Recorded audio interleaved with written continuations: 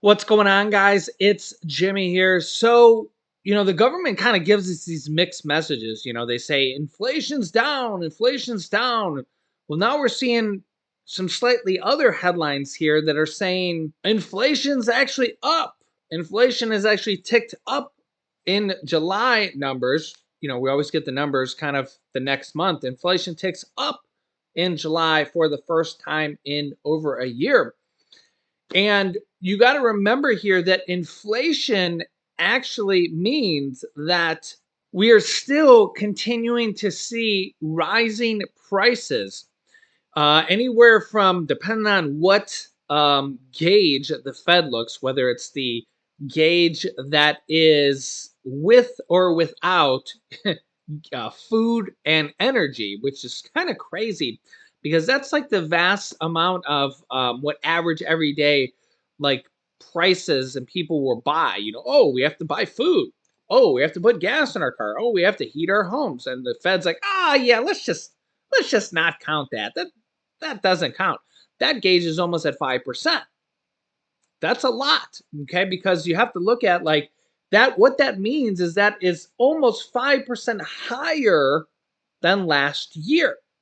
And last year was the fourth highest ever since Social Security had been invented. Okay. Remember that Social Security raise from last year was the fourth highest ever. But what's kind of crazy to me here is that we're seeing headlines like this. The projected Social Security raise for 2024 keeps shrinking. Now, remember, that's based on the third quarter numbers for 2023. We'll gauge what the raise will be for 2024. Last year, it actually kind of worked out in favor for retirees and for people on Social Security because it actually was the largest 3 months of Social Security or of inflation, or it's like almost the largest. It was like the three largest months, or it was like almost the three largest months out of the year for inflation. I don't know why they picked those 3 months. I feel like it should just be all 12 months and then they should take an average. But nonetheless, that's what they do. But now they're saying that a significant slowdown in the pace of inflation, which I'm not sure that everybody actually buys that, but a significant slowdown in the pace of inflation has lowered the projected cost of living adjustment for Social Security recipients could be as low as 2.7% for 2024. Does inflation feel like it's 2.7%? I mean, when you go to the grocery store, do prices feel like they're only 2.7% higher? Because I honestly, when I read the comments, people feel like prices are still insanely high. And yeah, I mean, the only things that really seem like they've come down are eggs, because, well, eggs were inflated massively high because of the bird flu, and millions and millions of birds had those bird flu, and yeah, and of course that was kind of an anomaly that kind of went up and is kind of coming down. But you can let me know your thoughts on this, but and I think a lot of people were actually unhappy with the 8.7% raise, which was the fourth highest raise ever. And now, if you're thinking about getting a 2 or 3% raise, that's going to sting. That's going to really sting for a lot of people. And also remember that last year, there was actually a reduction of $5 for Medicare Part B. So Medicare Part B fees actually went down by $5 from the year before. I wouldn't expect that to ever happen again. That was an anomaly. So yeah, it was kind of a double good thing, a double win per se. I don't know how else you would word it, but it was the fourth largest increase for Social Security ever, and Medicare Part B fees went down.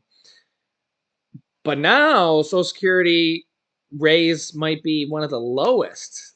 And what's kind of crazy here to say is that a lot of people have, they seem to forget stuff like this, but Social Security has had several years of zero raises or almost zero raises. Take a look here.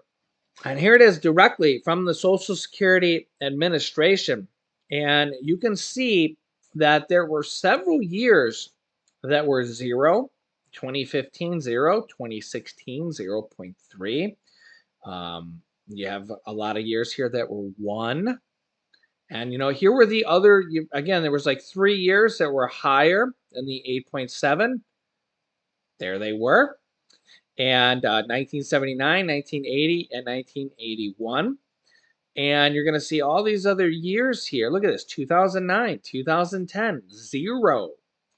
Look at all these years of 1, 1, 1.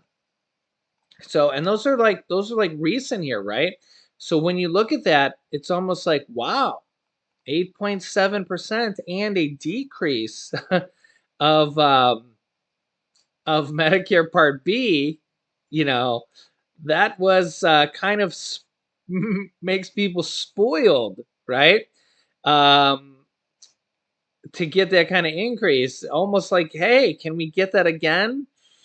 Yeah, because it doesn't look like that's going to happen here.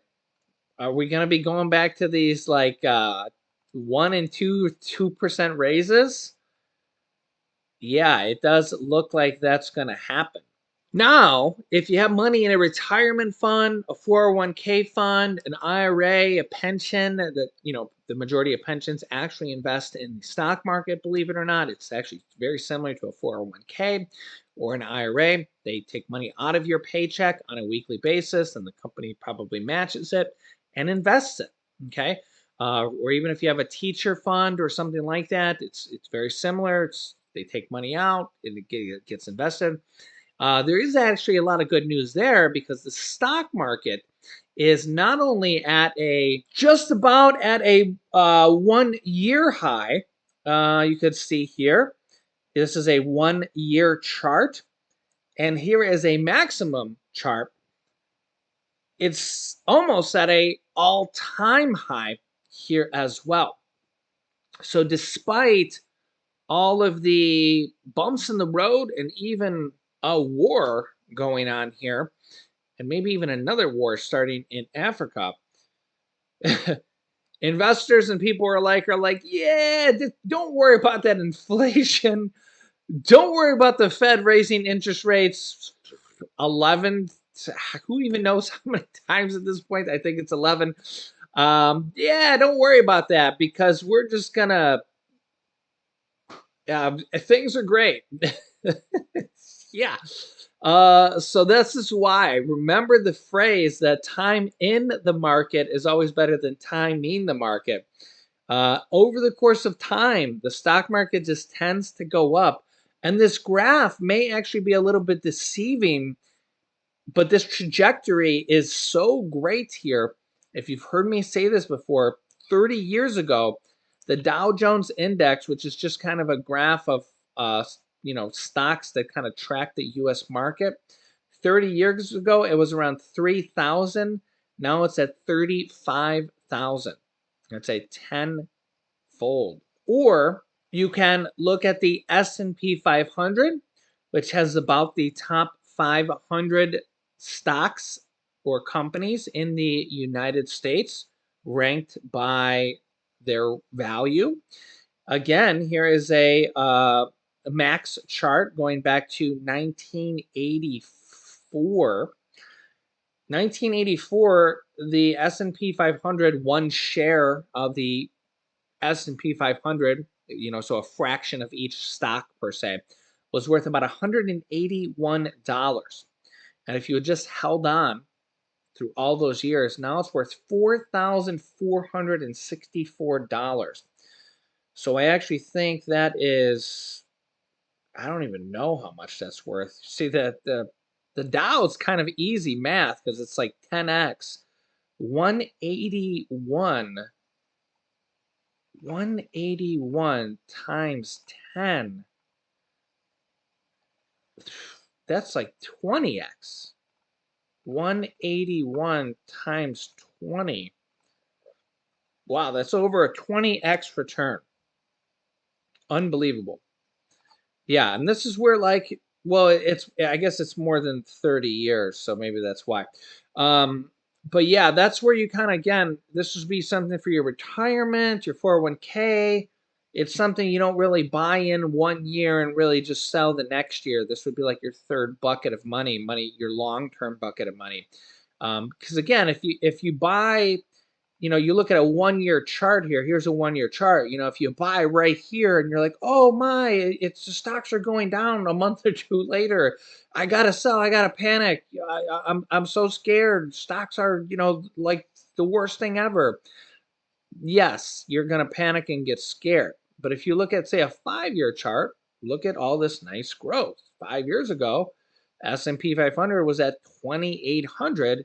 Now it's at 4,500. That's a gain of who even knows what is that, like 40%. And don't worry, that even includes the drop of COVID, the pandemic. We had a literally our country shut down and had one of the worst drops ever of the pandemic there.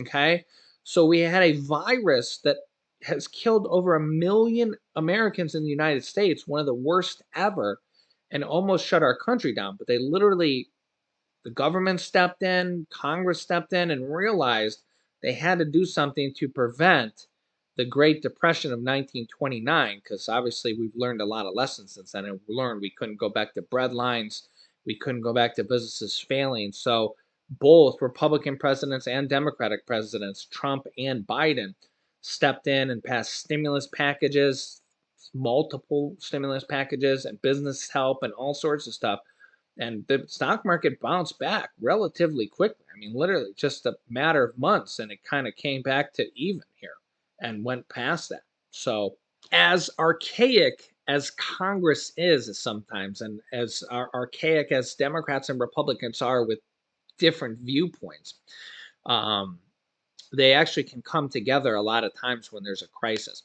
I think one of the biggest crises they have right now is fixing Social Security, and they've been very, very stubborn on fixing that. And it's literally at crisis mode right now because they can't wait 9 more years until it runs out of money. And this is kind of the biggest problem that they're having right now is fixing that. And they're like, oh, this is the problem is that Democrats don't want to be seen as the one who get blamed for fixing it. Republicans don't want to be the ones who get blamed for fixing it. And the problem is that fixing it is going to be a very difficult thing. Um, and they just years, yeah, another year goes by, and another year goes by, and another year goes by, and they don't do anything. Yeah, so they're talking about it right now. If you just see my video here on ways to fix it, there's some testimony here. I'll link you to that video here. That's a very good video here. Let me know your thoughts here in the comments. I'll keep you up to date here with everything happening. You can click on this video right here to see the Social Security testimony.